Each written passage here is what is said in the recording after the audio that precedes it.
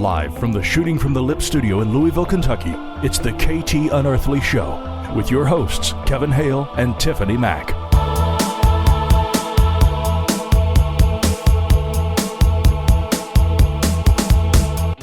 What is up, people? Kevin Hale here in the Shooting from the Lip studio on this Friday night, November 4th, 2016. We are shooting the shift in reality. It's the KT Unearthly Show. Doing it up tonight with my co-host, the lovely Tiffany Mack, as she's doing some screening at the moment. Tiffany will join us very soon. In the interim, before we get this party started, social media, you can subscribe to our show on iTunes or YouTube, Shooting from the Lip, Twitter at The Shooting Lip, my Twitter at Kevin Hale 423. Tiffany is at Tiffany_ET. Facebook and Instagram, follow us, like us, just because. Shooting from the Lip, the KT Unearthly Show. Live tonight via Blog Talk Radio. Turning her mic on. Tiffany, what's up, lady? I'm here. You know, it sounds like you've had a little bit of a rough spell over the past few days, and I'm feeling you, man. But Sinus. it's that time of year, obviously. It is. I actually wish it would just flip and start staying cool to cold. I'm tired of a 50-some degree day one day, and then the next day we're pushing 80. My sinuses can smell, detect blooming, and it just drives me crazy. And I know I sound like I'm holding my nose when I talk, but I'm really not. So. Oh yeah, it's a very attractive sound. Yeah. I know it's good pillow talk voice. Which tonight, we're gonna capitalize on your 900 voice, your lovable, sweet, not so innocent voice. We're gonna have fun. My worldly voice. Did you get to screen our guest? You did get to screen our guest, by the way, right? Yes. Did you? Yes. Was he impressed? Calling in from a private number. I know. Was he impressed once you said his name? Probably not, considering I asked the pronunciation first. I thought we said I told you. I know, but I don't trust you. Okay, that's all right. So we're on the same page there. I can't wait to talk to him. I did a show with him back when I was on the Live Paranormal Network. Had a good time, good stories, and he's known for the Bermuda Triangle, but he's so much more. It's what he's going to sell himself. He's just so much more than one thing. He doesn't want to be typecast like some Hollywood actor. We're going to give him a lot of hats tonight too. A lot of soap boxes to stand on and talk. So we'll bring him on soon. But before we get into that, we do our TK4 play, little story that I pick out that kind of falls in line with the paranormal. Something to, before I get the story going or this article, Tiffany, help me understand this. Women, when it comes to women, terrified of this comment. Men can't live with them and they can't live with them. So it's, referencing. No, so it's just one thing. There's not with or without. It's just you can't live with them. Okay. Right. Referencing the Bible, Adam and Eve in the Garden of Eden. Who was the one who first sinned? You mean, Can you help me there? Was it Adam or Eve who first sinned? Yeah, who first? Yes. Okay. Eve, well, the apple. I think that is a very funny topic because I never really thought that it was a sin. Well, so actually, I fall right along with Eve, and I'm like, you know what? That fruit does look good. Why shouldn't I have it? Do you ladies have to eat everything? Yes. Okay. I have to try it. If somebody says this is off limits, you have to do it at least once. Yeah. Once that sin seal was broken to that lady, numero uno, who decided to eat the apple, from that point on, it's probably to say men started thinking with their other head as much as their initial head. So, and how shit kind of plays out. This article that I found, and I think I'm coordinating it all. Check this out. Witches in the Middle Ages. allegedly stole penises and kept them as pets during the Middle Age time, 15th century. What the hell? What is wrong with you women? Seriously. And what it was as pets? It's always you just have to. It's a control thing. I mean, It is, but I you know sent you what? the article. We are the guardians of the gate of sexuality. My grandfather or my uncles always said, you know, we are the holders of the golden key, and they always reminded us, because we had a lot of pretty girls in our family, and they always reminded us that, you know, men will fall down at your feet in order to partake of the honeypot. And it is sort of true, and it's held true throughout my life. And even now at my yeah, even now at my age, I do see that even through Facebook. You know, before Facebook was popular, you actually had to see somebody, or you had to see them in a magazine or a TV commercial or something like that, or know them in person in order to make real comments about them. Otherwise, you just wouldn't know. Now with Facebook, we have all of these people showing pictures of themselves and all of these profiles and selfies and things like that. And you're getting hundreds of comments from people you don't know, and sort of had this strange stalker environment that's sort of able to build. So yeah, I mean, I've seen this in first person, and it is strange. And the beauty of a woman is something sacred, and a man as well. But you know, when it comes to the idea of witches having this control over the male species, I can understand where the fear in a man's heart would come from. If someone has that much control over a person just by walking past or giving a glance, or, you know, their heart may feel like it's leaping from their chest and they can't live without the person. So I understand the idea of the control factor. But the idea of this story really going into the fact that witches were able to remove the penis from the person without actually cutting them or anything like that, and then keeping them in a nest and feeding them corn and grain. And it's the most hilarious thing I've ever heard in my entire life. And if they really did believe this, I'm at a loss for the intelligence of men. Which begs the question: if penises grew on trees, would would you all need men? Well, for procreation purposes, I would assume. Yeah. Somebody's got to till the field. Somebody's got to fix the tire. Somebody's got to take out the garbage. Somebody's got to mow. Somebody's got to mow the grass. And good point.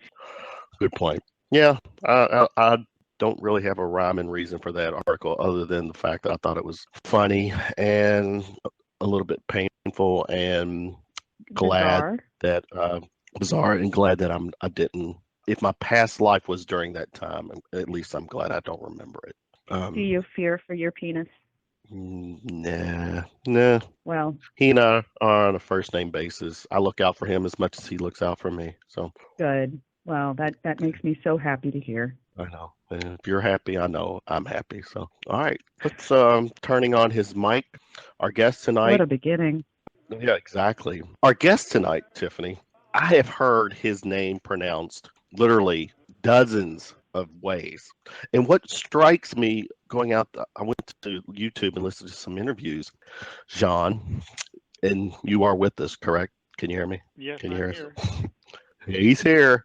You know, when you were doing those interviews and I heard all of those different pronunciations of your name, not one time did you pause them and correct them. Is that because it's just happened so often that you're numb to it, or it's I gave up a long what is time it? ago. Is it I say a long John. time?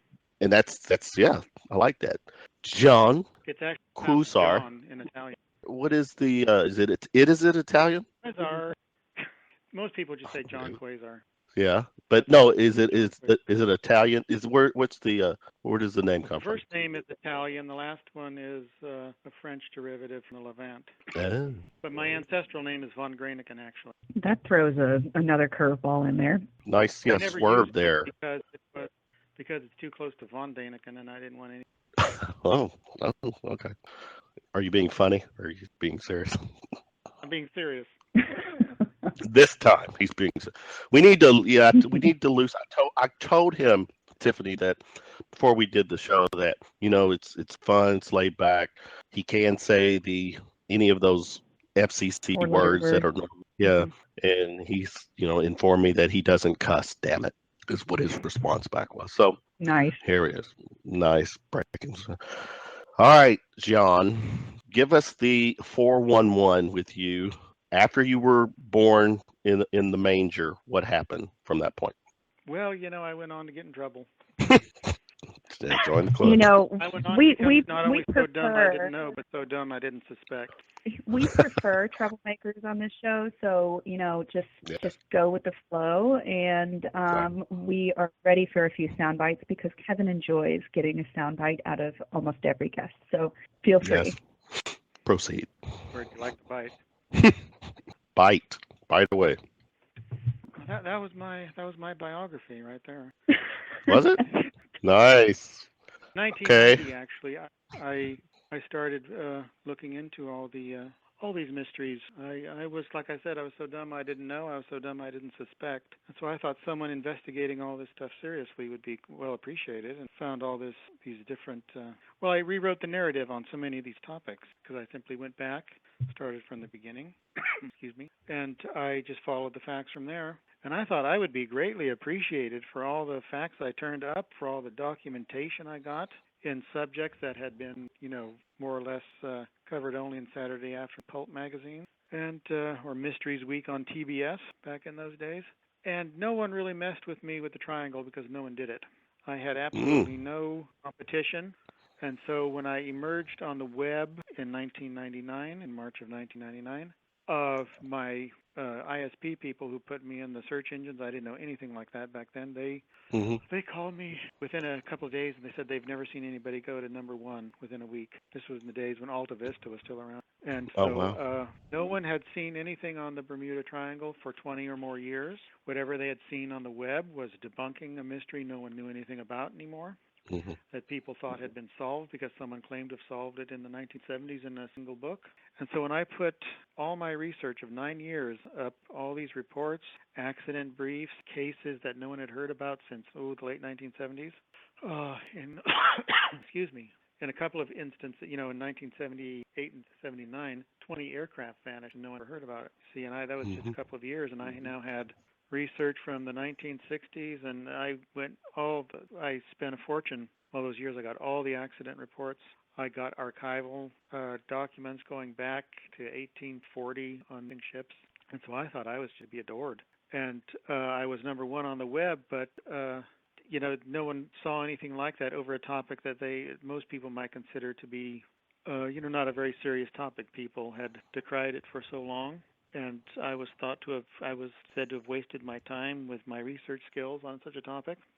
But when my book came out, then it was a different thing. McGraw-Hill saw it and rushed it into publication in 2003, and it did quite well. At one point in time, it was even optioned by Tom Cruise and Paula Wagner for film.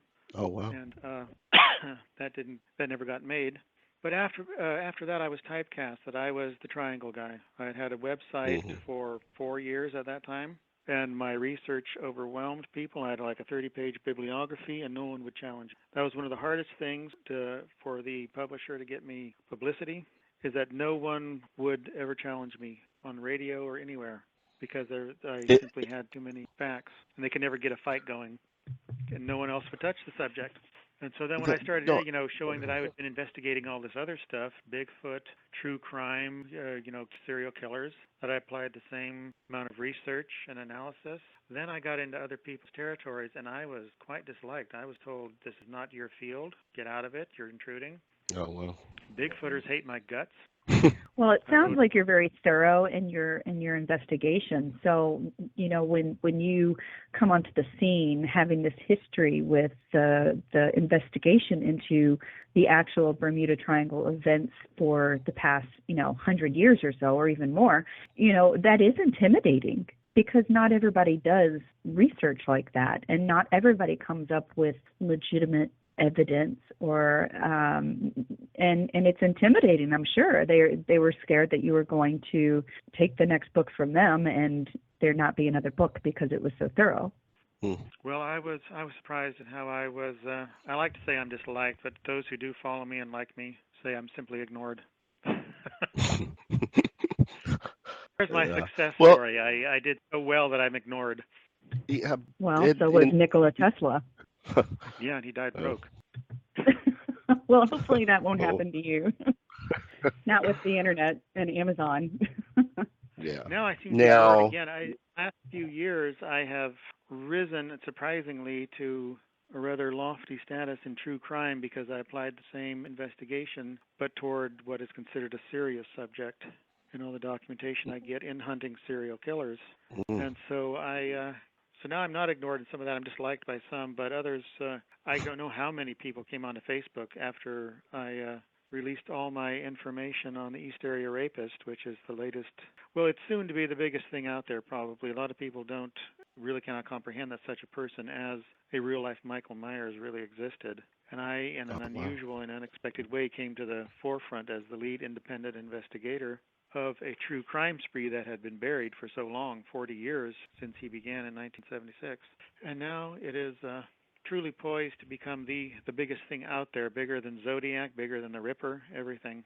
Because this is that something that you can tell us a little bit about? Yes, I can. It's a huge section of my new website, The Quester Files, is devoted to the EAR, to true crime, and then East Area Rapist. He was also known as the original Night Stalker, so his handle is basically not very formative, EARONS, but he was a young man, apparently, who began in the East Area of Sacramento in the summer of 1976, and he militarily assessed and stalked neighborhoods and then homes, and then got in to the house at night, knew the routine of the victims, and started raping young women. More than that, he was a terrorist. He would lord over the house for hours, ransacking it, come back and do it again, or whisper in their ear, or snip scissors by their ears. And he sent Sacramento into a panic like no city had seen since London went into a panic with Jack the Ripper. And he was never caught. There was no prime suspect, and he had 50 victims of rape, and then he went to the East Bay area and was doing the same thing there. Then he went south in 1979 to the greater Los Angeles area. Goleta is around Santa Barbara. And there he started turning murderer, and he has 10 to 12 murder victims and about 50 rapes. And he was obsessively precalculating to everything he did, and as I say, the only evidence against him today is a strand of DNA. Nothing else. There was never a prime suspect. And so I likened him to the real-life Michael Myers, and that's finally clicked with people. My website inspired an awful lot of publicity last year. The FBI has even entered the case, and Sacramento's reopened it. There was a big press conference on June 15. And it's finally time to out this guy and find out who he is, because he must be under 60 years old still. He had to be in his late teens when he began, and now 40 years later, he is still accessible if he's alive. Wow. And I'm sure there's going to be a movie. I think CNN is going to do a documentary on it. Another Crime Watch documentary came out. Jeez. And, I think 80 pages or more on my website is devoted to each case and analysis and all my investigation over the whole state. And that's the biggest part of my website now. And looking at your website, John, is it looks like you also account for each victim as well. Yes, I did. I'm seeing a case I and wrote on each case. Yeah. It's amazing it has not gotten the publicity, I suppose, because his handle is so bad, EARONS. Nothing really attracts people there. He started as a rapist. People simply don't like to talk about that, and they don't view that in perspective, that he really was a very calculating, stalking terrorist more than was a rapist. Even his own victims said that he was more of a terrorist than a rapist. That was not the big thing. But what he did over hours in their home, terrorizing them.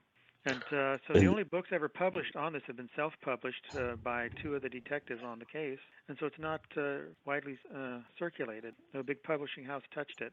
So how do you get your information doing research on these victims and do you go to police records or how do you find your information? Those were all closed. Lieutenant Crompton wrote one book on the subject. He was one of the Contra Costa County detectives, and he saved the OG logs, which would be the officer-generated report. And that's some of it. I live nearby enough to where I know you can't not live around Sacramento and not know someone who doesn't know a victim. So I've actually been introduced to victims through mutual friends, and I didn't know who they were victims before. And it eventually gets around. My website attracts more information, and it just keeps going from there until you have everything. I went and visited, found every crime scene location, period of years, and then slowly and surely put it up with all the pictures, the video. I opened a YouTube account just to upload videos so I can link to them from my website. And I can, walk in his footsteps. I can follow where the bloodhounds followed his trail and vectored where they lost it. So all the details are up there. And the whole purpose is, I'm not writing a book. The whole purpose was to present all this concisely before everybody, with one goal in mind, to solve it, to finally get the guy. Now, so you? Far, it's done a lot of good. How many victims actually were murdered? 10 to 12. There's a dispute over 2 that were shot down in someone's yard in Rancho Cordova.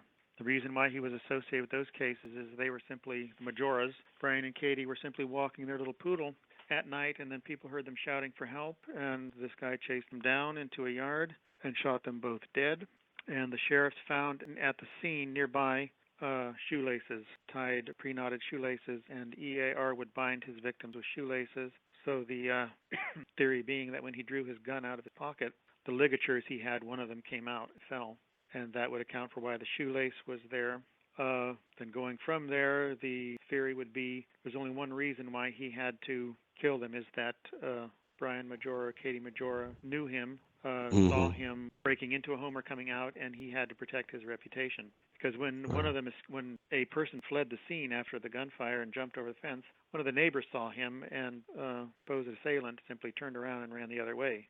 So he didn't shoot any old witness. He just went after the Majoras and killed them, apparently in a rage or trying to keep his identity secret. And Brian Majora was in the Air Force. There was some thought that EAR might be in the Air Force or in some form of the military, the way he stalked a neighborhood and wore balaclavas and ski masks and military fatigues on many occasions. But that never led anywhere. That never led to the identity of the EAR. But there are those who dispute that he is the killer in that case. There is no dispute in the 10 victims in Southern California because he raped and then murdered them, and so there's DNA linking him to each crime and then to the rapes up in Sacramento and Contra Costa County. And it took 20 years for them to hook all this up through DNA. That's how vast his crime spree has been. What? And I don't think I missed it because I don't know if you said it, but I'm looking. There appears to be up to 49 victims of EAR. What about those 10 to 12, the ones he murdered? What was it? Was basically, or are saying that it was because they could identify him, or was there? No, he enjoyed it at that point. Okay. His first murder victims were in Goleta. Apparently, the man challenged him. He was found shot in the chest and in the back. So after he was shot, he twirled around and got shot again. And the ligatures were found only on one arm, on one wrist. So he got out of bed and challenged him and took him by surprise. And then the woman in that case was shot in the back of the head, execution style, on the bed. And after that, EAR never shot a victim again. So it looks like he lost control of the situation, and he had to act quickly. He always carried a weapon with him, a gun or a knife, to subdue people, but he didn't bring it to kill them. He only threatened and hissed in their ear. He'd speak through clenched teeth. After that, he was very calculating, and each victim afterward was bludgeoned to death by an instrument he found at the house. So he brought no clue there and left a clue. He took nothing from the house and with him, so he could never be stopped. There would be nothing, there'd be no weapon that the police could trace coming from somewhere else. He would use such as a log from the fireplace or a stack out back. On the next victim, a brass-coated sprinkler head with the pipe on another one, and so on and so forth. He always bludgeoned them with something at the house. He stalked the house sufficiently before the fact to know where the weapon would be. Okay, so when it comes to all of the rapes that he did, were there semen samples at all of the scenes, or not? I would say there was. I know they did not test everything they have left in evidence. They did test enough to link him to being the East Area Rapist. The original Night Stalker is what he was called in Southern California because they thought they had some different. And so when it was all done through CODIS, all done through DNA sampling in 2001, then it was linked that he was definitely linked to East Area Rapist. But they did not test every kit that they had from the victims. So looking at all of these victims, is there anything that you found that sort of ties them together? The victims that were murdered, it looks like they were all very attractive young women, most of them with their partners. Was there anything that you could identify that sort of stands out to you as a reason why those victims were chosen? The house was a corner house or second from the corner, and that it fit a type of community he would strike where he'd stalk in and get out. It was the community first that he relied upon. He refined himself in many ways. He would even get phone numbers of all the neighbors. He would hang up phone calls to guests to estimate their routines, even the neighbors' routines, so he would never be seen. He would never be noticed. And there are composites of him, but no one is really sure if that was just a punk in the block or if that's him. That's how careful he was. So it really came down to the house. It was a corner house, second from the corner, was by a canal, was on the other side of a park, the power pylon corridors, a levee. He was, everything was done strategically. So he would stalk a neighborhood enough and then find a house where the victim fit his tastes. Now, were these well established? Sorry, go on. I was going to say, Tiffany, this is where I wonder if we, and I'm actually, it's going to sound funny, but it's not really funny. This is where we probably would be inclined to have like 80, what's those security systems, those security companies, advertise, because, shit like this is pretty, real shit like this is scary. I would think, a nice home alarm, home security system might, come into play. Back then, though. Only the I just turned mine on. Yeah, I just turned mine on because I'm freaked out already. So, anybody listening out there, my gun is beside me and my almost done. Who read Lieutenant Crompton's book Sudden Terror, and they're 3,000 miles away from where this happened, and they're big guys, and they went around the house afterward and locked the doors and the windows. That's just the effect this guy has on people. Like I said, he's a real life Michael Myers. He didn't stop, and you couldn't stop him. Throw him off the balcony and look down, and he's gone. And I felt like Dr. Loomis in the past couple of years trying to get the message out, just how dangerous, how truly evil this person was, that you cannot stick with the narrative that's been out there, and now it's finally getting out there that this guy really was the ultimate serial predator. Officially, he is California's #1 serial predator in history. So were there ever flown under radar? Were there ever victims who injured him? For sure. In one case, yes. Victim number 13, he cut himself with his own knife, struggling with her, and that's how they finally got his blood. That he was positive, I believe, and he was a non-secretor.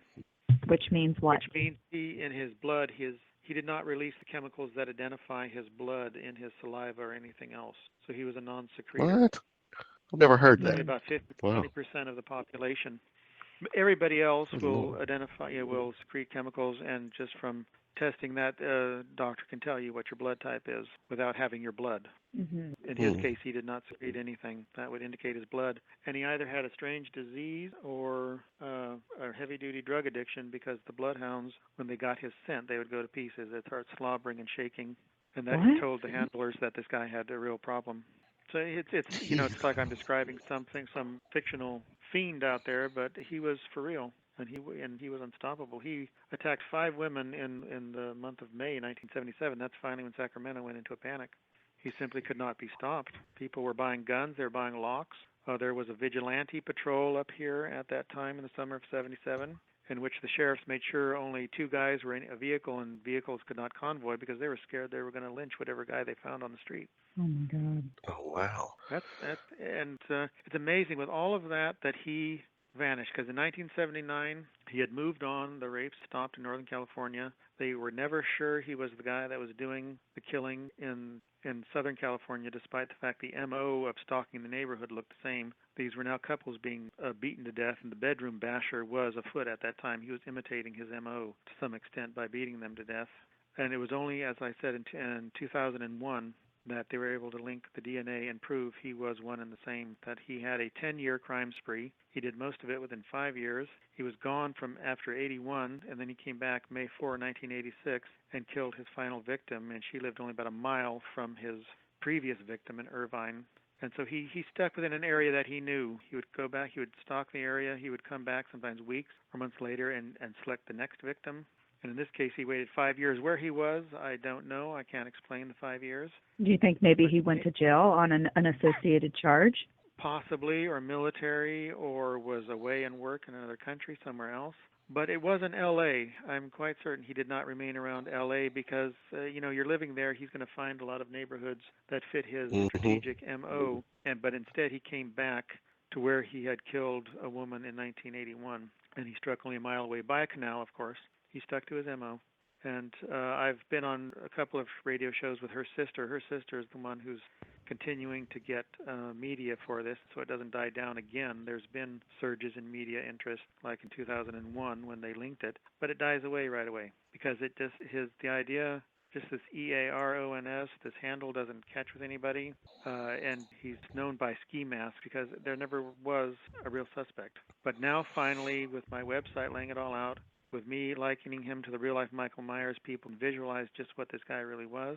And so Michelle Cruz, the final victim's sister, is also out there, and she's continuing to put pressure on and get a lot of publicity so that people finally understand it's time to get this guy, that you can't just be doing what he did for 10 years and get away with it. Now, have you noticed anything? Kevin. What? I'm just gonna yell at you. Yes. I'm just gonna nice little break. He's said a lot. Our guest tonight, Gian Quasar, who's come on, and he's officially. This is our first guest, Tiffany, and we've done shows since mid-April together, and she and I have kind of found our little niche with the paranormal. But Tiffany, this is the first flipping show that will end, and there's a good chance that I might have a bad dream based on the content of this show. Well, that's because there's murder involved.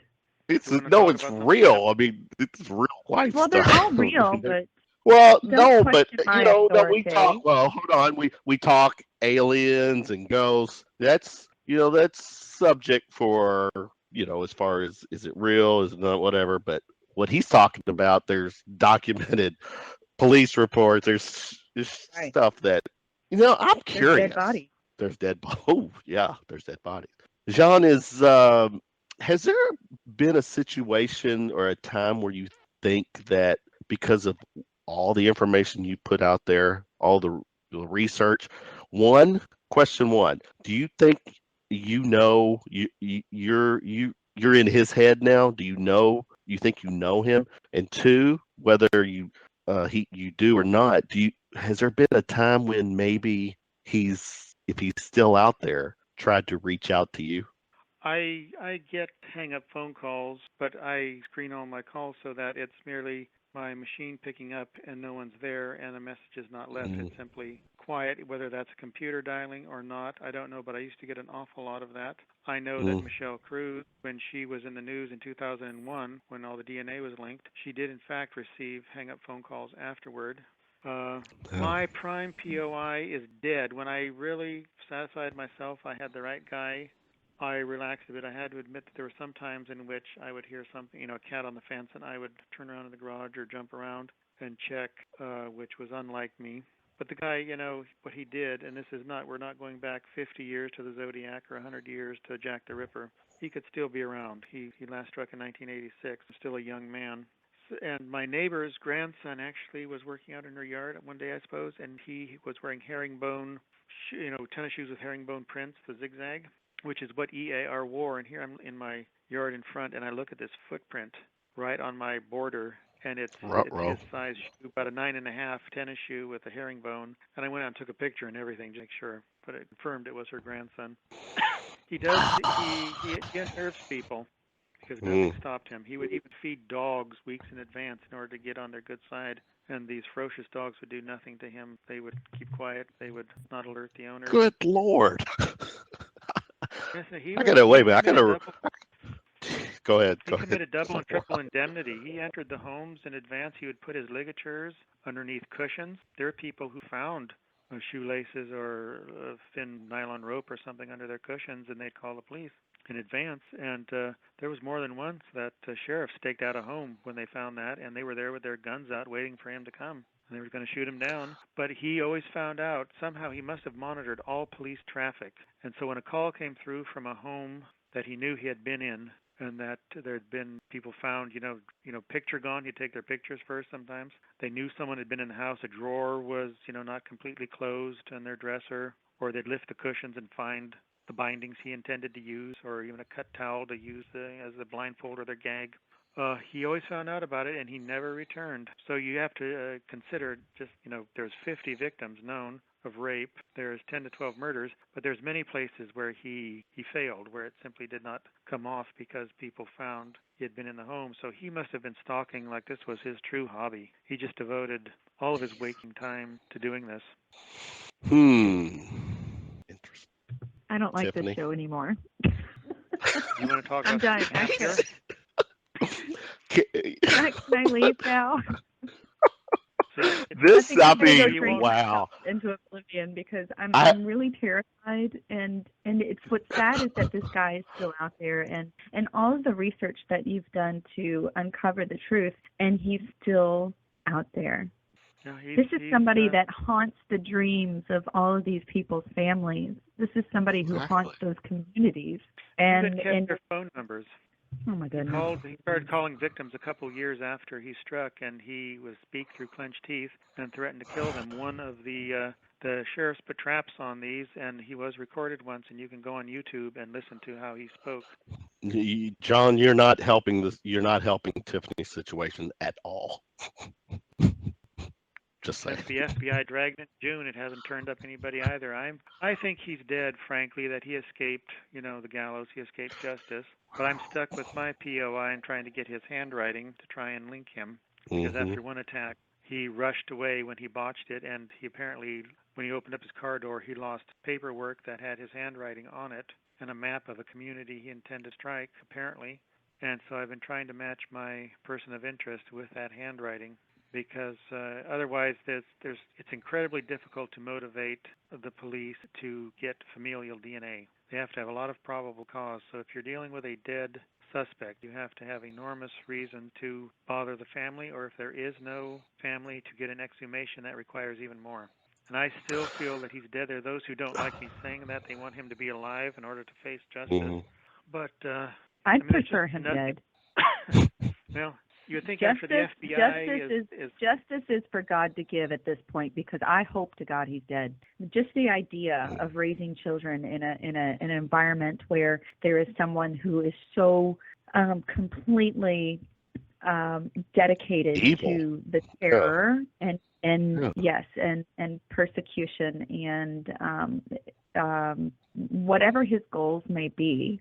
That is not what I want in this world, unfortunately. And not having a face to go with those crimes is just like you said, it's like Jack the Ripper. I mean, it's a mythology now, but this guy is potentially still out there, and that's what's even more terrifying. Well, let's I want to know, before we move on to some other phenomenon, to close this topic up, Sean, what is, in 60 seconds or less, what's his end game? What would have been his end game? Terror. He ultimately terror. Yeah. He wasn't communicating like Zodiac. He wasn't, trying to make it look supernatural like Jack the Ripper. Right. He enjoyed every aspect of this. He was real life Michael Myers. He just hunted, and he appeared, and he disappeared. He's known only by his mask.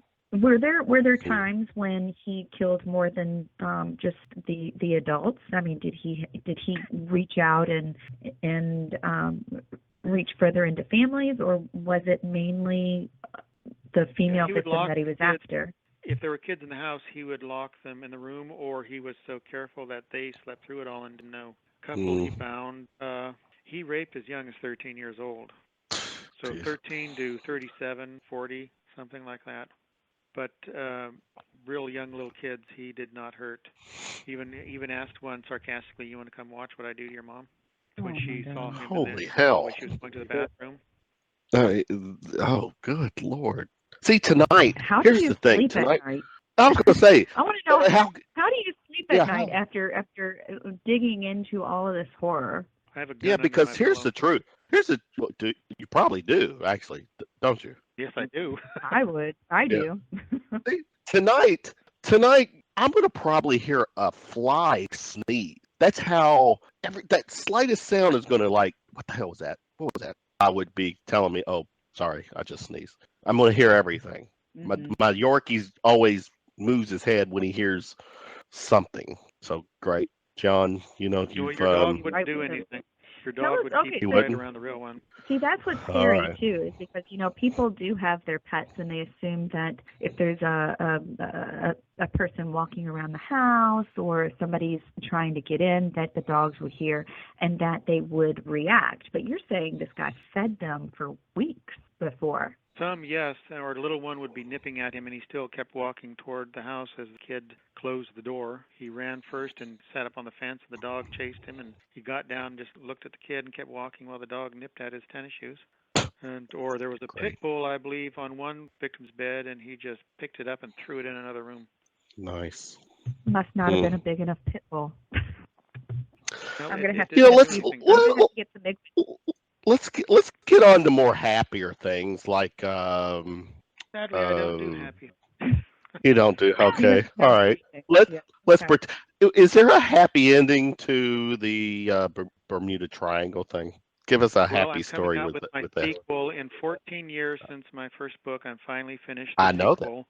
And I think it's going to be just going to be a nightmare, the press I get from that, because that's what I'm known for, as being unchallenged in that area. And the way it just came out, I just typed away. I wrote it in a month after dragging out. I wrote the first chapter a few years ago. I had so little interest in that topic, and I had done all this research, but I did not realize how much research I did for the sequel, and I just finally kept running with each case, and without being too laborious on it. My first book sometimes overwhelmed people. They complained that I had. So this time I just, do an overview of I don't know how many cases, and then I get to the theories that help expand all this. I update everything in the last 14 years, and I think it's going to be, I can't believe what came out, actually. So what about the other vortices around the world that are considered to be like the Devil's Triangles? Did you investigate any of those in relation to the Bermuda Triangle? They're rubbish. You believe that they are? A lot of stuff goes on off the east coast of Australia in the Bass Strait. That's interesting. That's a very interesting area. But the Devil's Sea off Japan doesn't really have much, and all this other stuff that Yvonne Saunderson made up about all these vile vortices, there's just nothing to it. Tiffany, I gave John the carte blanche, any words he wants to tonight, and you give him that, and he comes up with fish. With what? You couldn't go a little more rubbish. Extreme? Yes. No, I know, rubbish. Rubbish. He doesn't cuss, damn it. I forgot. He doesn't cuss, damn it. You're right. All right. Darn it. Darn it. There'll be enough cussing at me when the book comes out, probably.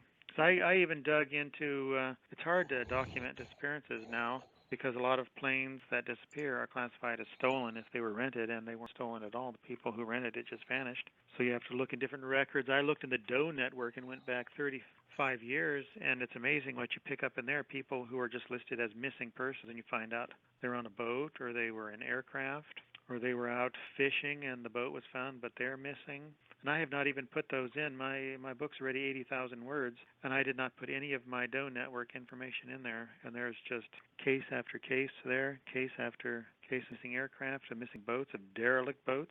Derelict boats closer to shore are quite commonplace now. That used to be quite rare. But people don't go out as far as they used to. But it's almost like the disappearances are coming closer to shore when that was a rarity in time past. So I have to explore that, and I have to explore some of those controversial theories, UFOs, that kind of stuff. Because somebody's got to do it. because Finally, somebody's I'm got to do mentioning it. electronic fog in detail. Well, there's a lot of those cases where people see something come and then hover over, and it affects the aircraft, and it takes off. Now, that's over land. Those are basic reports in the annal of ufology. But in the triangle, there's, no one comes back from those type of cases. The only closest thing we have is that 1980 case in which the Mayday, I finally put the Mayday up on YouTube again after I took my last website down for the Quester Files, the new website. And so the Mayday is on there. Anybody can go and listen to the pilot panicking over a weird object harassing with his aircraft, preventing him from getting to the coast before he vanishes. And now, through my Doe Network contacts, reports, I found out that a case I did know about in 1984 or 86, a plane that vanished near Grand Bahama. Mm-hmm. He reported he was by a weather balloon, but he thought to be a weather balloon, and then he was never seen again. I never knew that. I don't think that's an NTSB report. Oh, wow. I just found out it was just a vanishment. He went out from Miami he was going to Marsh Harbor or something in Great Abaco and never made it. Now I found out he did report what he thought was a weather balloon in front of him and disappeared. A weather balloon. Anyways, John, how long, before we go further, how long do you got with us tonight? Are you on a schedule or I'll pass out you in turn 30 into minutes. a pump? 30 minutes? Are you serious? 30 minutes? It's what time? Where are you at? What's your time zone? I'm in California. It's 8 o'clock. You lightweight. We're the You're only really ones gonna. that are night owls. Yeah, you got to stay with us until midnight, maybe, because it's 11, going on 11 o'clock on the East Coast, brother. I mean, geez, there's so much. You've spooked me for the rest of the night, so you're going to have to answer some other questions that are not related to the Michael Myers thing. Staying with, No joke. Bermuda Triangle. What's your take on the whole electronic fog thing? It's very significant, and I finally devoted a lot to the book, in the book to it. Bruce Gernon coined the term. He survived it in 1970. And there are scientists who, one side will say, well, he could not have moved through time. Do you know Bruce Gernon's story? I suppose you don't. Well, actually, let's do. let's Actually, go into it was that a little bit. Bruce. So, Bruce is the one who identified that as electronic fog, right? He and his father and Chuck Lafayette were in his Bonanza, and they were just leaving Andros Island, going toward Bimini. And a lenticular cloud was ahead. It expanded into half a donut shape, a storm building quickly, and it enveloped them. They're in a plane for the layman. Sorry, I'm looking at a message on Facebook. Please don't. Just ignore him. I sent him a message that said, "Stop coughing. I'm sick as coughing. well." He's telling me to stop coughing. I'm kidding. It's all good. I'm sick, so I'm at least I'm muting myself when I cough, John. So well, I can't do that. In I'm any kidding. case, Go ahead, Bruce was this cloud became a donut shape around them. It constricted. Before it closed in, he headed for the open space at full speed, and that closed in around the aircraft and started going in a clockwise motion, like a vortex, like being inside a horizontal tornado. And so they passed through that quickly, and it's when he thought he should be emerging that they were just in a gray fog. And he was in that for a couple of minutes. I don't remember the exact time. And then it began to part around them in spirals. And they were looking down at Miami Beach. And the Miami controller came on and everything. And he said, "It's got to be you got to be wrong. We should just be approaching Bimini." And so he estimated that he traveled 90 miles and 30 minutes in time, 90 to 100 miles, I think, in space, and 30 minutes in time. Now, there are those who believe that, there are witnesses to this, and Bruce is very honest, so they know he went through it, but some believe he was just pushed forward with momentum, that he did not actually travel in time and space due to the vortex action. His compass and everything was going crazy during the whole time the electronic fog was around him. But there are those who do believe that he did actually travel in time and space. One of them even had a university professor in Nebraska who studied it very closely, Dr. David Paris. And so Bruce is anyway at the center of all the electronic fog. So if he coined the term, he gathers more information on it. I have found more information on others, including Charles Lindbergh, who reported it when he left Havana in 1928, The Spirit of St. Louis, and he thought he was just in a fog bank, but his electronic equipment was going haywire as well, and he ended up 300 miles off course. He finally came out of it. The thing is, you are not traveling through fog. The electronic fog is traveling with you. That is a very different perspective. And that's what... in layman's terms... Spatially oriented. Yeah, in layman's terms, if is that... we need to get him a cough drop. In layman's terms, is that kind of like the equivalent of a wormhole? I wouldn't think so. It's more or less envision the inside vortex of a tornado, which a couple of people in history have seen when it was still off the ground and they could look up. Namely Dorothy. Like Dorothy, yes. And you'll have two nice observation. Vortices in a tornado. There's the outer one and the inner one. And in the inner one, there will be a glowing filament like in a light bulb around which everything is spinning. And that, to some extent, is what Bruce experienced. It will go hand in hand with all this electromagnetic phenomenon. And that's what's reported more frequently than you might imagine in the triangle. And I think it's gaining some recognition as a real meteorological phenomenon, but no one can understand it. Is this something that anybody else has really witnessed when, and I'm talking pilots around the world, have they come up and said, oh yeah, well, we should have been here at such and such time, but we somehow time jumped? Is this more common, like you just said, is this more common than what we would like to believe? Or is it becoming a more common occurrence? I think Bruce experienced that because of the tornado-like vortex he was in the cloud. Then he came out into the electronic fog. I think most other pilots just pick up the electronic fog, and I don't think there's a time or space element involved. For 4 hours, Martin Caden was in it on a trip from Bermuda to Jacksonville, and they did not report a time problem. I know other pilots who have been in it, and it's just something very frightening. You think you're flying through a fog bank, and your equipment is all going crazy, your compass, and it is conducting around you like a donut, because I've heard from more than one pilot that you can look straight up and you see the sky, you can look straight down and you see the sea, but it's all around you otherwise. And even when Charles Lindbergh described in 1976, in his autobiography of values, described his flight, he basically said the same thing without realizing it. He could look up. He said he saw the stars, and he kept trying to get up above the fog bank, and he couldn't. He kept going up trying to get the stars, but it kept going away from him. And so everything he describes about his encounter, I think on page 94 of his book, is someone describing being within the electronic fog and think he is simply flying through a fog bank. And he's trying to get on top of it because he can see the stars, but he never gets there. And that's classic description of being within something that should not exist, that no one can explain. Now, I've flown a lot throughout my life, and there's only been a few times when there's been some serious wind or anything like that. And I can't imagine being in what would seem like a vortex. I'm wondering how they felt when they were in this. Did they feel different? Did their skin tingle? Did the hairs on their neck stand up? Or was this just something that they endured and didn't really think much of? I don't think they really have time to take stock of that. I think Bruce only described that he felt a little bit of forward momentum at one point. Right. Otherwise, you're distracted by all your dash going crazy, by the compass spinning, the radio's out, you have no horizon, you don't know if you're upside down or what. So there is a fear factor, though. Oh, I'm sure, there's panic, because you've lost everything. Nothing works, but you have power. Mm. Dude, I'm sick of hearing you going, oh. He's got all the good stories. Me? You talking about me? Kevin goes, oh. I mean, it's just it's interesting.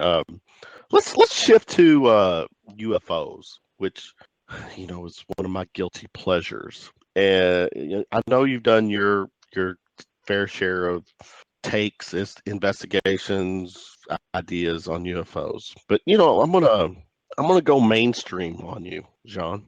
Oh, that's good. What's your take? Yeah, okay. What's your take when it comes to the emails, John Podesta, these emails that Tiffany and I are? Are we talking about an uncooperative federal officer? Emma, help me out here, Tim. Tom DeLong. I mean, are we on the verge, in your opinion? Because it's actually, I think Gian is going to be a party pooper here. I'm kind of It sounds like hoping, it. thinking, yeah, I'm kind of hoping, thinking, hoping that we're on the verge of some confirmation that they've been here, that they are here, they've always been here, and these emails supposedly can Oh be yeah, there was one that Mitchell. They got an email that Mitchell wanted to see the president. Was that it, or Yeah, one of or them. wanted to Yeah. talk to yeah, that's one of them. wanted Yeah. to talk to Are, Obama about it? But there had to be a formal are you meeting. being difficult? Are you not wanting to play this particular segment with this? I don't I don't think know he's what you're buying talking into about. all that.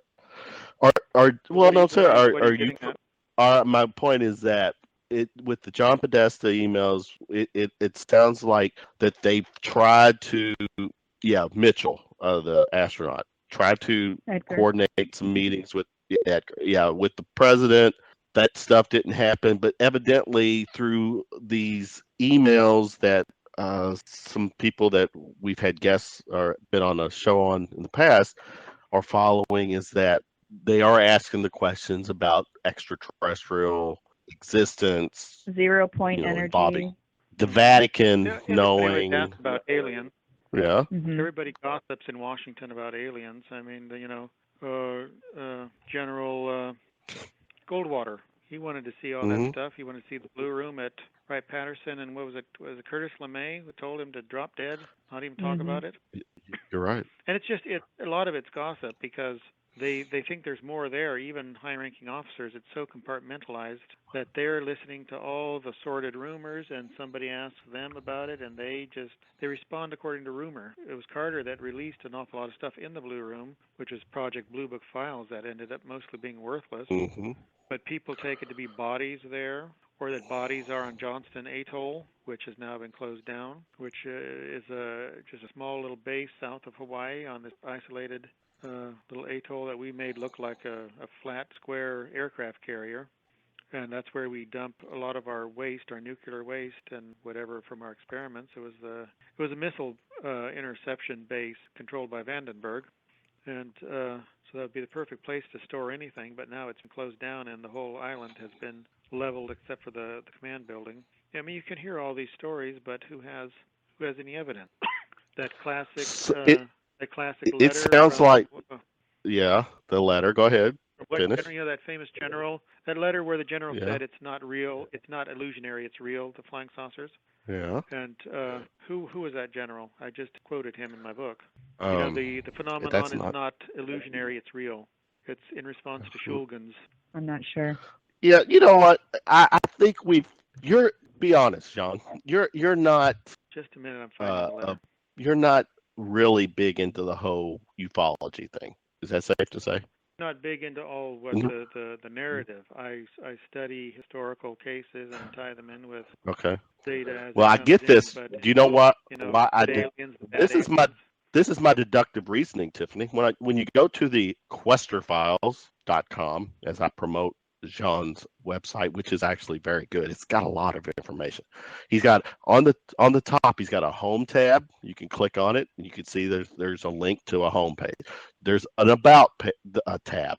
There's the Bermuda Triangle tab. There's a Bigfoot tab. But when you go to the UFOs tab, there's no You link. can't click on it. You It doesn't. can't It's not click up yet. on it, I I have a which know lot of it. means, support to put up. He's he's a making The us party occult pooper. work tab is for not it. linked either. You're making us work too You're hard gonna for make this. us exactly, Mr. Quester. Well, I took it down from my last site, and I just have not had the time to put it up. The occult link is not up Okay. either yet, So there's which no I discussed conspiracy with more theory here, exotic right? cases. Okay. I investigated a number of the Air Force accident ones involved. Some famous cases like the Moncla disappearance. I got probably the first one to get the report from that when he disappeared over the Great Lakes, Mm-hmm. intercepting that UFO, and the one where the aircraft just burned up and the pilot was lucky to get out and his plane crashed into someone's home and killed them. That's the Waynesville or something.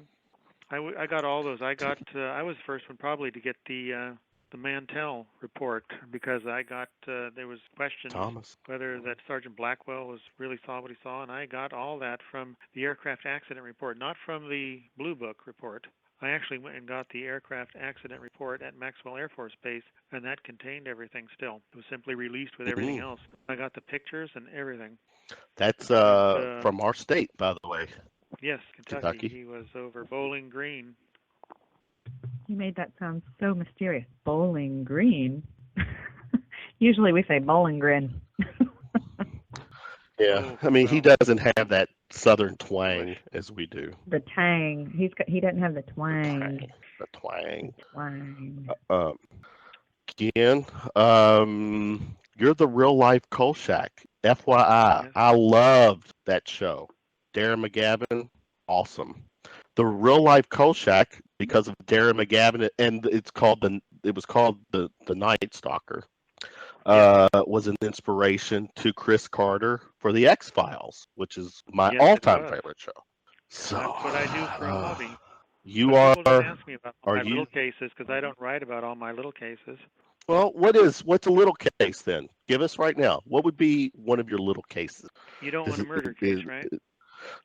Is it about midgets? Is it about midgets? What?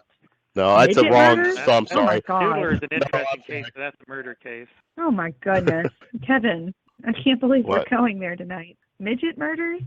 We're going wherever John wants to take us. He's the guest. Oh my goodness! I mean, why can't we? I don't know if I'm ready. We are. Come on, John. Give us one. Be nice to us. The Doodler case is very interesting. I want to break that. Bring it. That's give us some details. Case. Okay, come on. Give us some details. The Doodler, he had the most unique M.O. in history. He was a very artistic young man. Went to George Washington High School in San Francisco. In the early, 1973 was 74, 75. He would go patronize the bars in the Castro. Now that was at that time becoming the center of gay culture in San Francisco. So he'd go to these late night bars. He'd go in with his sketch pad. Excuse me. And he would ingratiate himself to patrons by doing a doodle, a caricature, or an artistic portrait of them. And he would leave with one of them, ostensibly for something more enjoyable than what actually happened. And in reality, what happened is he would go to Golden Gate Park or Ocean Beach for some dalliance. Ostensibly, they thought so. And he would whip out a butcher's knife and act like Norman Bates, flash him up. And he has at least 8 victims who are dead. 3 survived, a famous local citizen who fled the city rather than confessing he was in a gay bar and being picked up, and he refused to talk to police. The other was a European diplomat who insisted nothing unseemly occurred, and he went back to Europe. The other was a nationally known entertainer who was trying to make a comeback at the time, and I was able to find out who that was, and he certainly wasn't going to admit that he did this. And so there were no witnesses. There was no one who would speak, and this guy has from 8 to 14 victims, all killed in the same way, who wiped out with a butcher's knife, and all solicited in the same way. He would go in and draw a doodle of them, a picture, a caricature in the bar, charm them, and then leave with his sketch under one arm and his knife hidden in his pocket, and do away with them in an apartment or at the park, as I said. And because of that, the man simply walked. The newspapers didn't report much. The gay underground newspapers did, but they were not very reliable, and the police didn't pursue it. And that is the case of the doodler, the black doodler. He was a black guy, actually, so he's known as the black doodler. And that was part of the controversy, even in the gay community, that none of these guys who survived ever wanted to be identified as being going to a gay bar in the Castro. And none of them certainly wanted to identify as allowing themselves to be picked up by a black guy. And so this young, talented guy who solicited his gay victims simply walked away scot-free with 8 to 14 victims behind him. And that's my post on my blog today, how to break this case, how to actually go forward and identify someone that can be easily identified without involving the celebrity who's never going to talk about it. And, is there DNA? I don't think there was any fooling around. I think when they just got to the location, he whipped out the knife.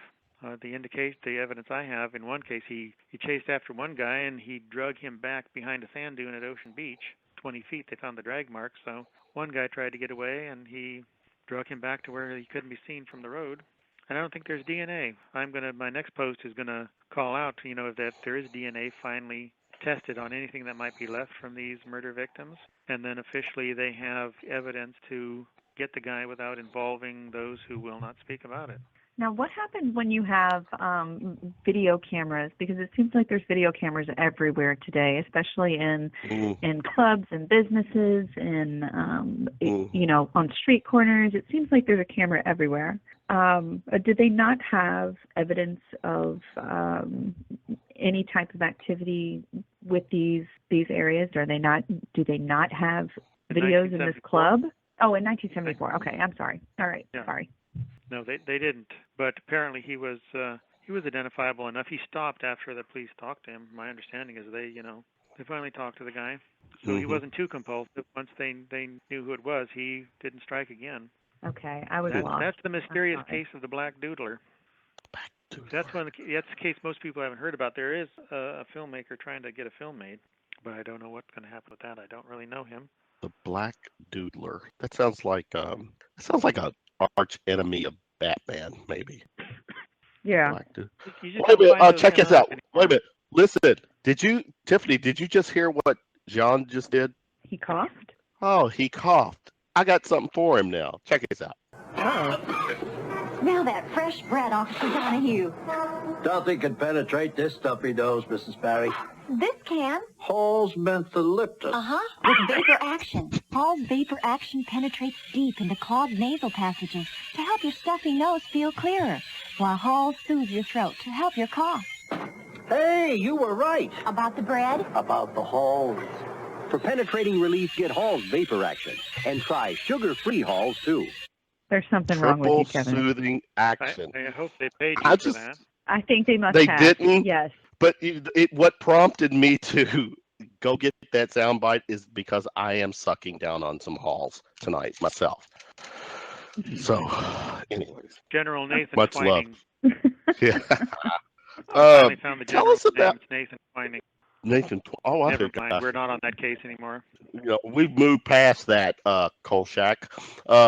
Bigfoot. Tell us about the body of Alexander the Great. You got a story for that? Well, I'm very interested in finding the body of Alexander the Great. It's still around, It is. That would be great if you could find Alexander the Great. It's a question of interpretation of what's in the catafalque at the Nabi Daniel Mosque in Alexandria. There's two bodies in there, supposedly the prophet Daniel from the Bible and his friend Sidi Lokam al-Hakim.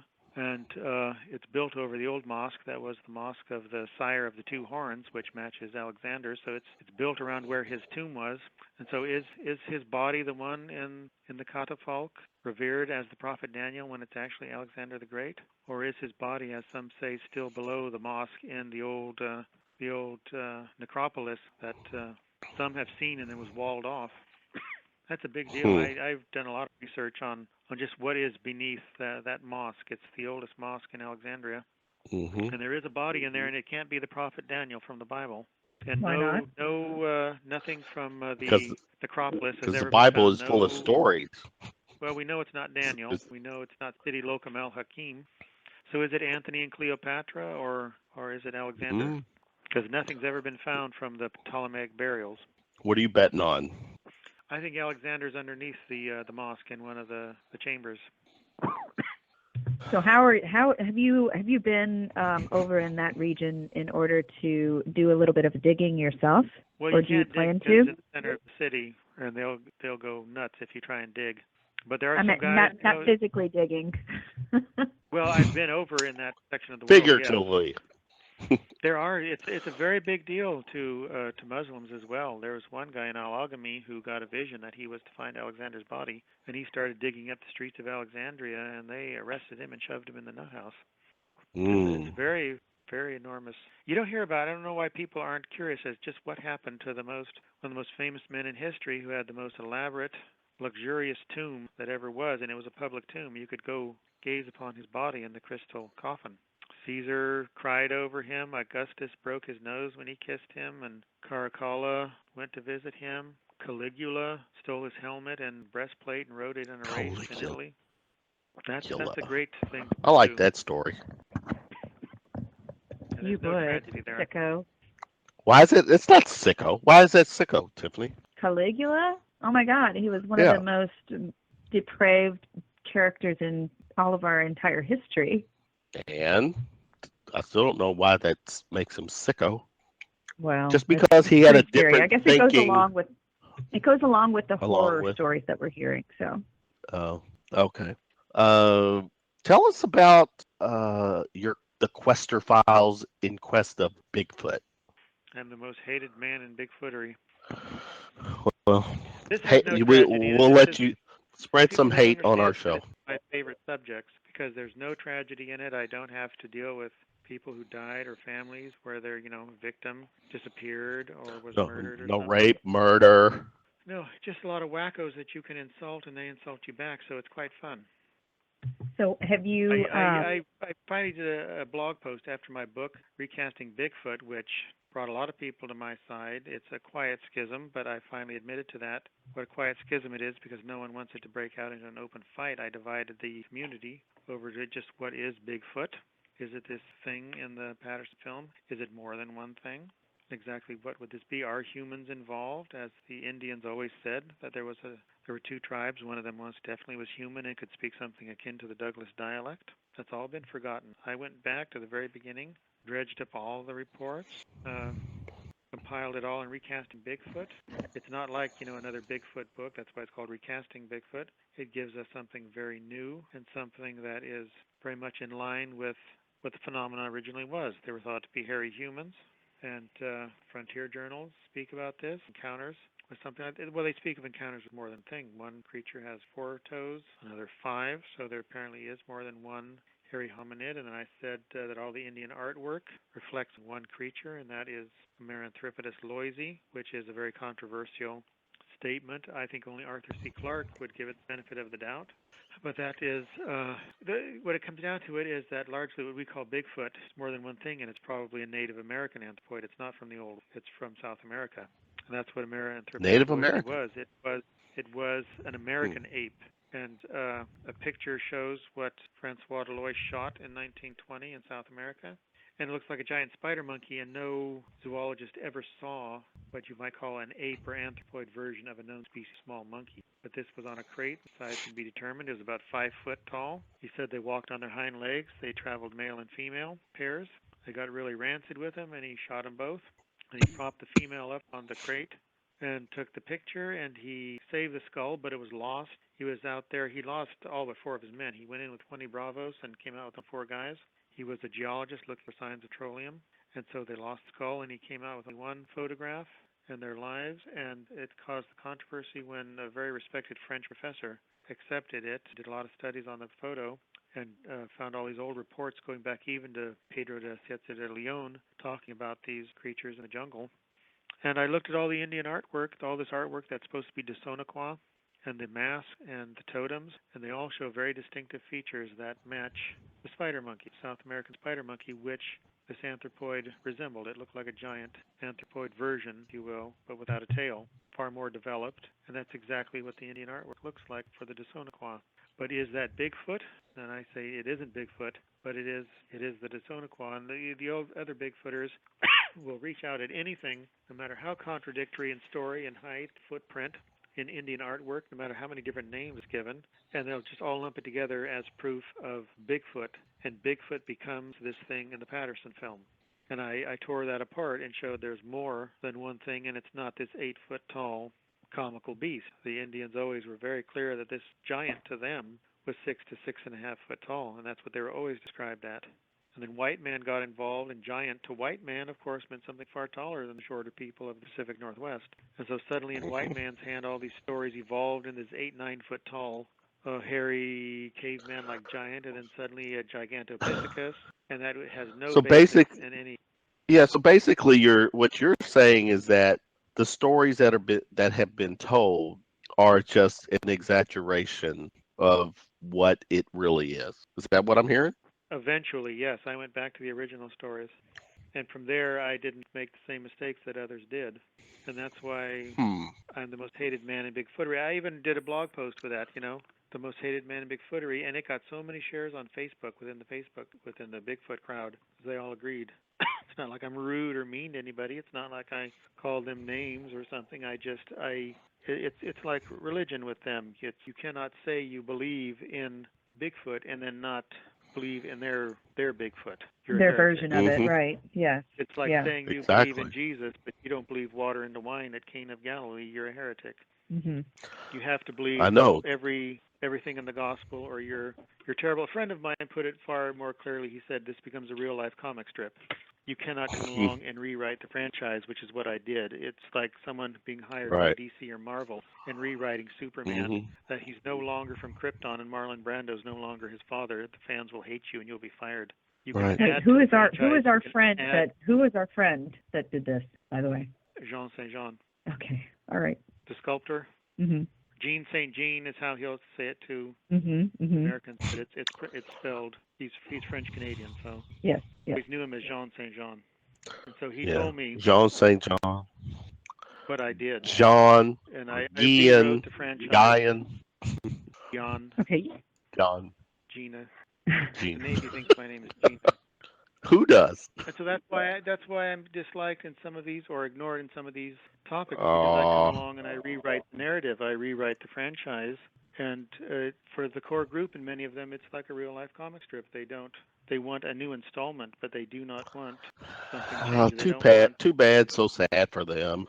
I'm going through your website, and I'm really buying into what you're selling. I mean, a lot of what I'm reading and seeing makes sense, because it appears that you've taken the time out to investigate, to formulate, so you can opinionate and delegate it to the pen and paper or whatever. Yeah. I don't know what I was trying to say. Yeah. That. Yeah. Well, and the information that he's providing on these subjects is very much and very thorough, and I can understand why it puts people up in arms. Most people are just going to be terrified by the whole serial killer investigations that you do, but the others are just as important. And getting to the meat of the story is important. And it doesn't matter if we agree or not with your findings. It is something that you've taken the time to do, and it's not something that I could go do. I mean, you said you invested a lot of money in your research and going through the process, and that's to be commended. And we appreciate people like you who will put their time, energy, and finances on the line in order to really dig in deep and try to bring forth your truth, your findings. And it's very admirable to do that, even as scary or intimidating the topic is. Thank you. Thank you. All that. Thank you. He's a man of few words. Until he writes. Is it getting late? Until he writes. Are we keeping you up past your? The sun has the sun gone down yet in California? We only have 20 minutes left, so I can handle 20 minutes. All right, just checking. The sun has intimidating use of King's English, but when they meet me in person, I'm very nice. They like me. When I write, they don't like me because they think I'm intimidating. We like you. I like you. Second time around. If I didn't like you, trust me, I wouldn't have reached out to you to do this show. So yeah, absolutely. Just saying. Absolutely. And we appreciate we're not desperate. Opinions as well. Yeah, we're not, right. All right. And the fact that you successfully will make me get up one last time before I fall asleep just to check to see if the doors are locked. Thanks a lot. Amen. For that. Yeah. Well, people have to learn. Everybody's doing their part by understanding who the EA are, that the EAR really existed, and to learn who he could be, and then try and identify him. Did you say that? Really, it's doing something very good. One's not simply engaging in philosophy or arguments over a world mystery. One is actually, getting these guys off the street. They're capturing them. They're making it hard for them to live their current life. and feel relaxed when they know someone's hunting them ardently. So there's a lot of satisfaction in going after serial killers, and frankly, it's very stimulating to hunt human predators. It's the funnest thing can I I've ever tell done. you? Can I tell you my experience with a serial killer? Actually, I have two. Okay. What? Two personal experiences. Yes. So Good Lord. when I was, is this all right? Do you want to hear it, Kevin, John? Sure. I'm here. Yeah. Okay. So when I was a baby, when I was little, I was probably not even 3 years old yet, but I had a babysitter who lived across the street from me. And the babysitter's son kept trying to break into our house, he would come to the door, he would come to try to push his way through the door to get in at my mom. And over the years, she realized that there was something really sketchy and wrong with this guy. He was very intimidating and very forceful and very strange. And one day, my dad was home, and his truck was not there. And he came to the door and was trying to come inside while my mom was telling him, no, I go away, blah, blah, blah. And my dad came up with a shotgun and put it to his head and said, if you ever try to come in my house again, if you ever come near my family again, I will blow your head off. So over the years, his father, the man across the street, his father kept saying, I'm watching over you. Nothing's going to happen while I'm here. And this is also my babysitter. His mother was my babysitter. And it was a very bizarre feeling, and my mom was very terrified and constantly worried. And come to find out, he was a serial killer. He had murdered at least 4 women in our area, and wanted my mom to be one of them. But he's on death row now, and has been for his past 36 years, as far as I know. So that was the first experience with a nice little serial killer that we have. But the second one was when I was in college. I was visiting with my girlfriend who lived in an apartment next to the law library at UK, and right next to a train track. Actually, there's 3 stories, but I'll just do the first 2. Okay, so it was late, and I was trying to finish up one of my English papers, and my girlfriend was a English major, and she was sort of giving me some hints and clues as to how and to better my work. And so it's about 3:30 in the morning. We really would not have been up this late on a final night, but she had an apartment that was one little living room, a kitchen, and then her bedroom with a bathroom in the bedroom. And she had a ferret, and the ferret was kept in the bedroom, and so it would make some little noises. And I really thought, I thought that the ferret was out in the apartment, but I don't think that it was at this point. I went to the restroom, and I heard what sounded like breathing, and I heard an intake of breath. And I thought for a second, I was like, what the hell was that? Was that the ferret? And then I thought for a second, I went to the bathroom, and I heard more breathing. And I looked over, and I realized that the window was all the way open. And she was on the first floor, and that was alarming to me. So I came out of the door. I walked into the kitchen area. I closed the door to the bedroom, and I grabbed a butcher knife. And I walked over, and I said, you know what? Let's just order some pizza. So I picked the phone up, and I told her to dial 911 under my breath in a whisper. And I propped I propped one of the kitchen table chairs underneath the door handle. And I was shaking, and she's like, what the hell is going on with you? I said, there's somebody sitting outside of your window. The window's open. And I said, did you leave the window open? And she said, no, I didn't leave the window open. And I said, there's somebody outside the window, and we need to call the police. The police come. It was a horrible situation. I'm in this like tank top. We're all in pajamas. We're in pajamas, no bra. We should not have been exposed to anybody at that point in time. And it was very, very strange, late at night. anyways, the police come, and I literally knew that before the police got there, I heard somebody come through the window. And the police got there and walked around the building, said that there had definitely been someone there. The window had been opened with a crowbar. There was a cement block underneath of the window so that he could get into the window. And later we find out that he had raped 12 women in the area within like a matter of maybe 6 or 7 days. And we were definitely on the list. So I don't know if it's one of those things, Kevin, where you place yourself in the right time, in the right space, to prevent some type of atrocity. But she would have been asleep in bed had it not been for me keeping her up. And it's one of those things that is absolutely horrifying to think about. There actually was another one, too, in front of her apartment building. And do you remember the train track killer that came through, the Mexican man that was riding along the trains throughout the country?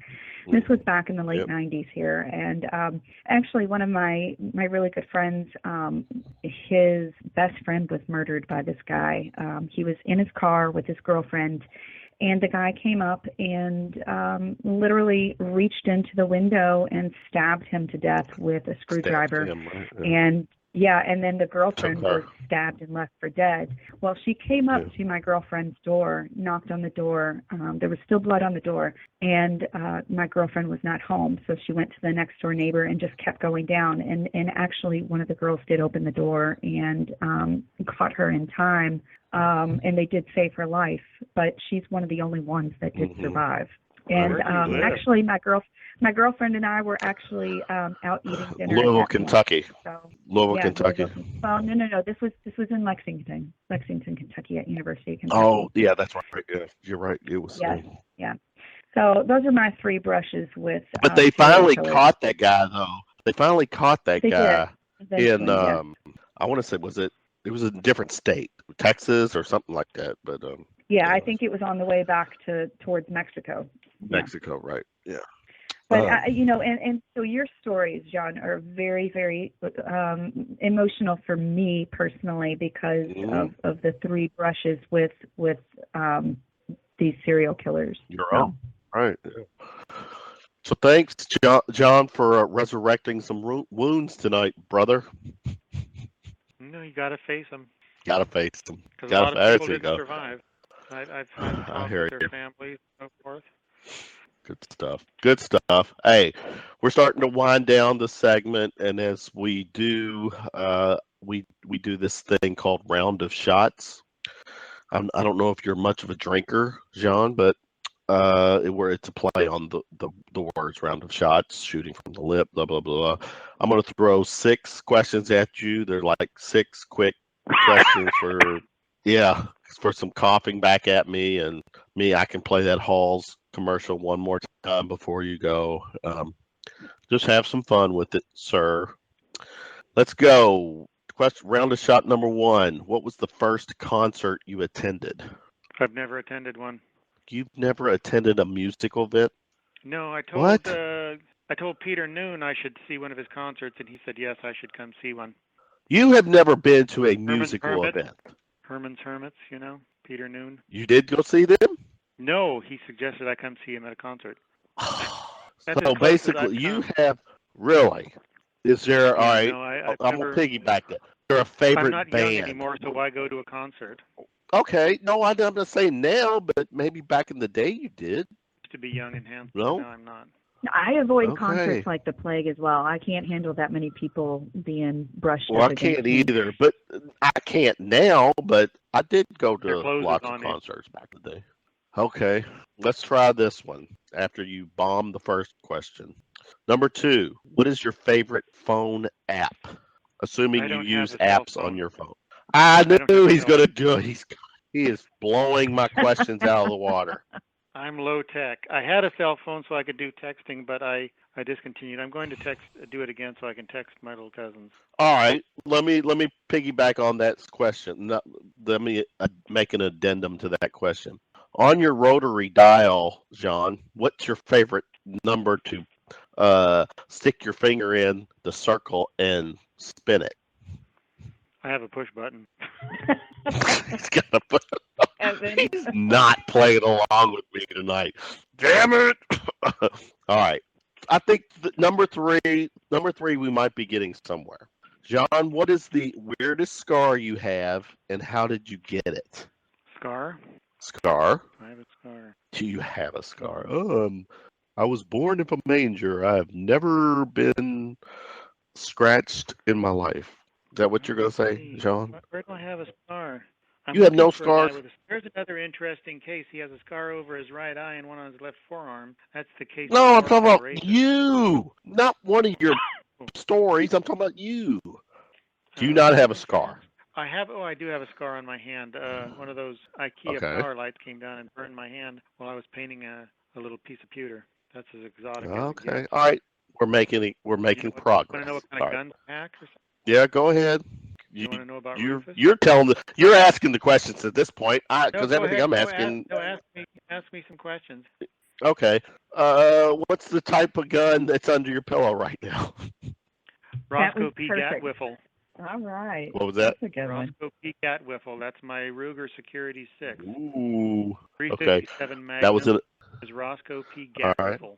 All right. That was number 4. Your little gun story. Oh, what? You're out of Rufus control. You are so out of control. A Smith & Wesson 629 Classic 5-inch barrel. So that's Rufus T. Firesnap. When was the last time one of those Ruger 22 of all your guns? I'm going a little deep here. Of all your guns, when was the last time you fired one? That would just be at the range or shooting a hole in the linoleum by accident. Oh, we need to hear this story. I haven't had to shoot anybody, but I have to protect myself. Wait a minute. The linoleum by accident? What the hell happened there? Shot my Chesapeake Retriever's tail off one night when there was a problem. What? That's a problem. Yeah, that was a problem. What other? Did he yipe? What other? No, he's ready to move on. He just got really excited and ran around and then left some very unusual things about. Well, let me just tell you with that in under discussion, I trimmed my dog's hair, and I did cut part of his tongue off one day. Oh, it was so bad. Oh my God, I was so devastated, and he just looked at me like, "Mommy, why would you do this to me?" It was horrible. I'm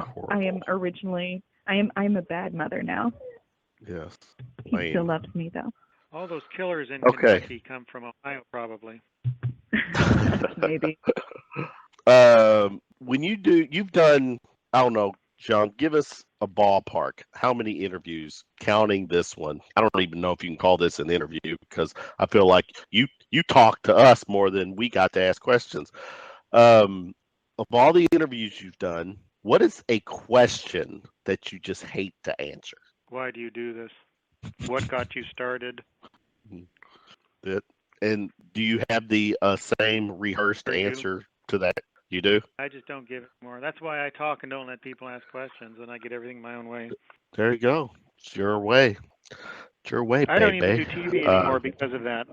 The worst question anybody can ask, and it's just a sign of devolution, is the first question is what, they want me to give the answer to what's causing all this stuff. I've had that in TV, everything. So what's behind the triangle? Give me the answer. What's behind this or that? I mean, it's the very first question.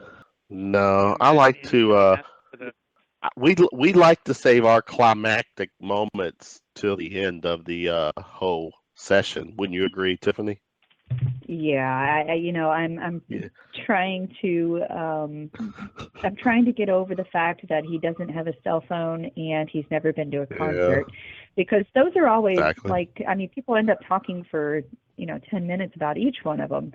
So being somebody who is not a concert goer and isn't as taken over by technology is sort of refreshing, actually. Yeah, that's true. So, John, you're tell people to buy my whatever books. you're. Yeah, we're gonna get you to plug your books in a second. Hold on. All right. So the last round of shot question is: if you had access to a time machine, it can go anywhere in the past. Your living past, going back to the dinosaurs. If you wanted to go back and change the outcome to the crucifixion, whatever you wanted to do, wherever you wanted to go, what would be your time machine trip? Maybe go back to Alexander the Great's time or sometime in ancient Rome. Because I like it. See the great world events. because I like it. Duh, Because Kevin. he likes it. Duh. He likes it. Duh. Kevin. I find that What to be else? a very good motive. Yeah. Wow. It'd be nice to go back in time and see the crime scene happen so you know exactly who did it and then go get the guy. Exactly. No, I agree. I agree. And then you got to take them out. Once you know who they are, they disappear from the past as well. To give you an idea of how I'm, kind of behind the times when it comes to technology, I got on to Twitter a couple of days ago. I now have noticed 20 that. followers. Yeah, so I have 20 And followers now. Please tell everybody to get on Twitter so they can twit me. I'm one of your followers, yet you haven't followed us back. Oh, how do you do that? What's up with that? He doesn't know how to do it. Just All a you minute. can do is go to our page and hit follow. Just a minute. Just a minute. Okay, shooting from the hip. Lip. I like this Oh, guy, there it is. Kevin. Okay. You have 2,500. How do you get those? How do you get that many followers? 2,550. We don't We have do a clue. have that many. We do have that Do they many. You at all? Maybe not, but they somehow, some way have connected with us. I don't know they don't, but we have our fair share of listeners each show. We do 3 or 4 shows each week. Thank you. Our Friday show is the paranormal theme show. So if you want to talk to us, it would be Friday nights. You don't want to mess with us on Wednesday because that's music. You don't want to mess with us on Monday because my co-host Russ, will debunk everything you try to talk about. So that won't be a fun show. He's just very very well skeptical. stepping on his face. He's skeptical and confrontational, and it's exactly a lot of fun sometimes. Lily, oh my gosh, my daughter's I hear the baby.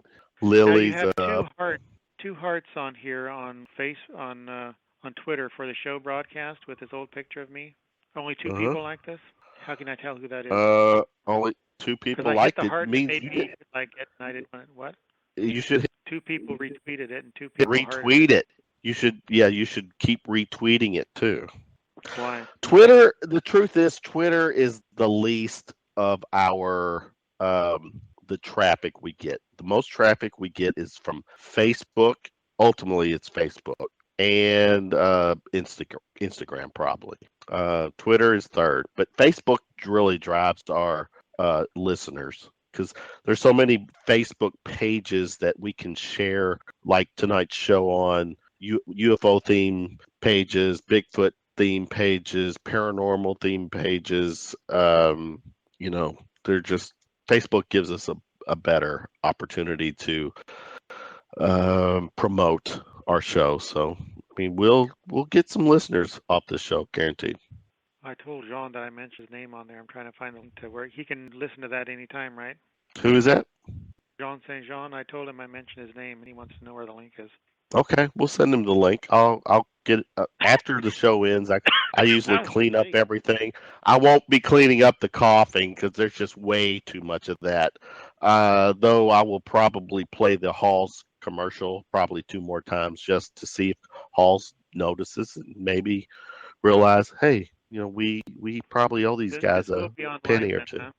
It will be online. I'll have it uploaded to an app called SoundCloud and to YouTube.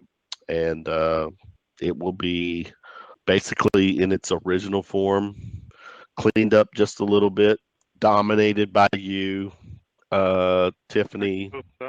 Tiffany will do her parts. I'm kind of like, what am I, Tiffany? What is my role here? My role basically is to produce the show, and Tiffany gets all the glory. And Tiffany, are you even there? I think I'm she here might now. be dealing with yes. you. Oh, she's dealing with you. But we are, what are we? It's 12:02. We went through round of shots. Before we let Mr. GQ go, let's let him promote all of his social media, anything books related, any of his work that's going to come out. GQ, it's your show, your time. Go. I'm too tired. He's too tired. You wanna type it all in for me, and I'll just add it. Have them go to the Quester Files, books by me, goes to an offsite. It just goes to Amazon, and Right. or just go to Facebook.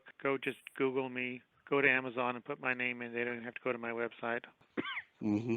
Send him a cough drop. Send him some cough drops. Yeah, they can hook up on Facebook, but if they're weirdos, they don't have to. Yeah. Check him out on Facebook. And Twitter. Go to Twitter.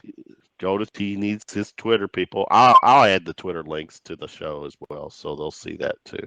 Yeah, your Facebook, I get my picture to work on Twitter, but it's me. Yeah, it is you. Was there anything, John, that you didn't get to talk about that you would like? Is there somebody else that got killed in some sadistic way that you can like wreck our nights with, by one more story? Well, NorCal rapist is a guy I'm after, but you don't want to hear about that. Okay. She's sending me dirty messages. Who is? Tiffany? Your co-host. Yeah. What'd she say, like, let's end this or no more or what? I can't handle any more scary stories. Yeah, she said I'm a scary person. Well, your information is scary. Your she next says I'm scary. She said, right here it is. You are one scary guy. I also said thank you so much for coming on. He did. Yeah, he did. Your book, when does your next book officially come out? I hope in spring. It all depends if I get the final piece on the Zodiac Killer, then Horoscope will come out first. If not, then Bermuda Triangle 2 will come out first. But I'm quite close to exposing the Zodiac Killer. So can we maybe reconnect in the spring to see where you're at, and maybe we are one of the first shows that help launch that, debut. You're nice to me. I'll be nice. Tiffany's really nice. Tiffany's a nice one. Yeah. But, sir, I just hope to God that I'm not one of these stories that he ends up writing about. I hope I'm not one of these. I know. Is the problem. Yeah. It looks like all the victims are staying on that west side of the states. Well, do they come? I'm also interested in the Phantom of Colonial Parkway. That's a big deal, but I can't get enough information on those cases. That's the Silent Zodiac. This is a guy that killed couples at petting spots. So one couple's vanished. Can't even find them. This was in the 80s on the Colonial Parkway in Virginia, near Yorktown, up along there. That's a big deal. Mm-hmm. There was 4 or 5 couples. But I can't get enough information to really do anything with it, and no one really writes about it, so no one else has gotten the information. And with the there's information not detailed enough for me. I need real details. Right. Has there ever been a story where recently 2 people who co-host a internet radio podcast have disappeared or turned up dead because of some type of paranormal show that they did? Oh my God. Say no. Just say no, John. Well, not yet. Say no. Okay. All right. I have hopes. Tiffany? Oh my God. He has hopes. He has hopes. You know what, buddy? We're going to book this guy back on in the spring to see what else he has in store for us. So, man, Tiffany, I don't know about you. I mean, we went 2 hours into a show that I honestly thought we would struggle to even get close to 2 hours. Oh, no, and we did it. We did it, man. Sean, it's what you've been sharing tonight. There's especially the Michael Myers killer. I mean, a lot of that stuff is just too real. There's tangible evidence there. You can't dispute that. That sends a shockwave of, down everyone's back, and their hairs on their arms rise. And is your gun like Dr. Loomis trying to convince people just how evil this guy is. Evil. I had to put him in the right perspective, and And hopefully it will finally register with everybody. It's not something I say to give people a chill and thrill. They have to know this guy really existed, and he's possibly still out there. And he defies I everything. ask you his end Give me game. more messages. What? Yeah. What is your end game with him? What do you think? Do you think you will? Do you think you're capable of? Meaning he's still out there to be gotten. Or identified. I believe I will identify him. I don't think he's alive. Okay. All right. And this is going to hit the Quester file. Finally get serious about it. Right. Try and restore some integrity to a pursuit that has been completely destroyed by these Daddy Did It books. Right. Where someone's always writing about how their father's the suspect, their father's the Zodiac, their uncle is Jack the Ripper, and it's all a bunch of rubbish, and no one even believes that an independent investigator, a journalist, or an author can even expose true crime, has investigative ability anymore. Investigative journalism passed, and I'm really not that. I'm just an independent investigator. But the whole topic of true crime has been so watered down into all this sales and marketing of just promote a suspect, and of course they promote someone that is dead so they don't get sued. And that's not my encounter with true crime. I come across people who are still alive, and I have to be careful. Right. Well. Like the Doodler, or like NorCal, or they have families. Like the Zodiac had the guy I'm quite sure is the Zodiac killer. He's got family. I have to be careful. Right. Good point. GQ, man. Sick of the Daddy Did It books. Yeah. The Quester files. The man himself, Gian Quasar. No. Gian Quasar. Gian Quasar. Okay. John. There we go. There John. we go. Just like John, John, just like John Quasar, like the television. Okay. I've gotten used to that. Why don't you like next time can we just call you Joe Smith? Someone else already has that name. Okay. Kevin Smith? Doesn't someone have that name too? Tiffany Smith. I like your name. I think we should just stick with Gian Quasar. I think I like that. All right, Tiffany, start. It's part of the the mystery of this strange investigator into all things horrific. John, was there bringing there to something, the forefront? Yes, right. bring it, John. Was there something? What? Anything else that we didn't discuss that you wanted to get out of your system before you call it a night? Before you turn into a pumpkin? No, let's just say good night. Yeah, time to say good night. It is time to say good night. We put in 2 hours, 12 minutes with the man, or about two solid hours for sure. We will, Tiffany, we will reconnect with GQ in the spring to see where he's at with his work and see if that cough has gone away by then. And I think we can continue to follow up with Mr. Gian and his travels. John. He's laughing at you with that. He's laughing. I know. I heard him. It was a giggle. You know, I don't care. I'm just GQ is what he's going to be. That's fine. Actually, I'm. They call me Q Man, so just call me Q Man. Yeah. Get a tip from me? It's a Q tip. Yeah. Well, I was going to say, or that could be isn't that your adult film name too? Oh Jesus! Now we've really gotten. Oh no! Oh God. Okay. Just checking. I don't. All right. Well, GQ, thanks for hanging out with us. You've been great. You've given Tiffany and I good information. You have reminded Tiffany and myself and Tiffany's mom, who's been listening, a reminder to lock your doors, check your doors before you go to bed at night, and turn your alarms on. Yeah, exactly. So check the windows. Thanks, buddy. GQ, see there? He leave us. I'm here. Okay. What is GQ doing with the rest of his night? It's 9:14. What are you going to do? I'm going to clean up my fettuccine Alfredo and go to bed. All right. Well, clean up. Get yourself in bed. Tiffany and I will be in touch with you down the road in 2017 to bring you back on for the latest and greatest with the Quester files. Okay. You okay? You're okay. One last thing from you, GQ. One last Yes. thing. Good night. You're okay. Good night. Good night. All right, brother. Take care. Gian Quasar was our guest, investigator of the, I know, Gian Quasar, investigator of the Unexplained. He is the quester. Thanks for hanging out with us tonight, brother. Thank you very much for having me.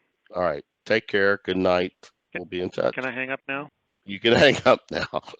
Okay, goodbye. Oh, what a show tonight. It was, wow. And Tiffany dropped, which means she can't call back in. I wanted to play a soundbite for Tiffany. Here it is, Tiffany. This is just for you. I love cats. Sorry, I'm getting emotional. I love cats. I love every kind of cat. I really love cats. And I just want to hug all of them, but I can't because that's crazy. I can't hug every cat.